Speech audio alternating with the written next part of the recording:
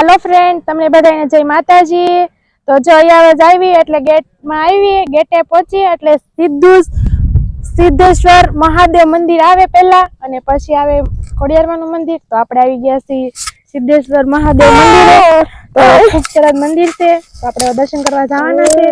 તો ચાલો બધા દર્શન કરવા, અને તમને બધાને પણ દર્શન કરાવું।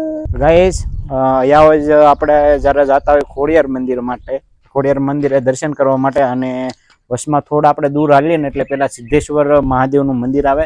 તો આ છે સિદ્ધેશ્વર મહાદેવનું મંદિર। તો ચાલો તમને પણ આમાં દર્શન કરાવીએ। સિદ્ધેશ્વર મહાદેવ મંદિર આવી ગયા। હવે જો આ સિદ્ધેશ્વર મહાદેવનું મંદિર છે, ખૂબ જ સરસ મંદિર છે।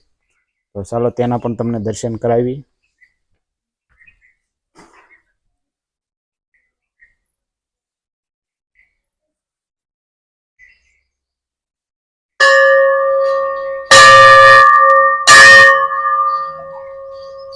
ખૂબ જ સરસ છે, અને રોડની બિલકુલ ટચમાં જ છે સિદ્ધેશ્વર મહાદેવનું મંદિર। ઓકે, તો નંદી મહારાજ બેસી ગયા છે, તો ચાલો આપણે અંદર જઈએ। તો આ છે સિદ્ધેશ્વર મહાદેવ, સરસ મજાનું મંદિર છે। જો હે એ તો ચાલુ જ હોય ને મતલબ। ઓકે, તો આપણે સિદ્ધેશ્વર મહાદેવના મંદિર આવી ગયા છે, અને આ છે તો રામ લક્ષ્મણ જ છે, જાનકીજી મહારાજનો રામ લક્ષ્મણનો રામજી ભગવાનનું મંદિર છે। તો સરસ મજાનું રામજી ભગવાનનું મંદિર છે। ચાલો આપણે આ બાજુ જોઈએ। તો આમ તો મંદિર ખૂબ જ સરસ છે। લે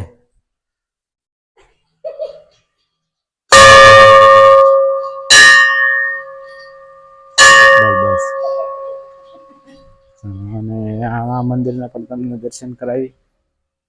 આ કૃષ્ણ ભગવાનનું મંદિર છે, જે કૃષ્ણ અને બળદેવ અને રાધાજીની મૂર્તિ છે। તો ખૂબ જ સરસ છે।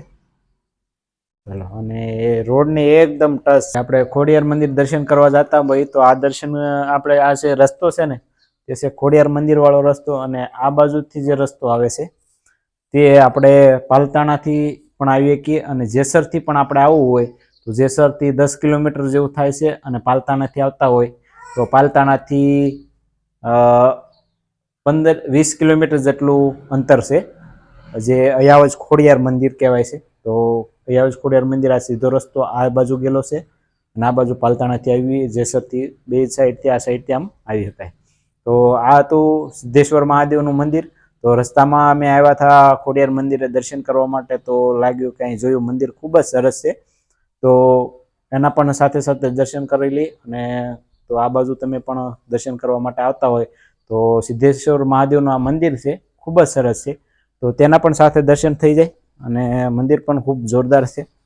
તો ચાલો હવે આપણે જઈએ, અને આપણે જવાનું છે જેસર દેપલા। તો આપણે અહીંથી નીકળીએ દર્શન કરીએ।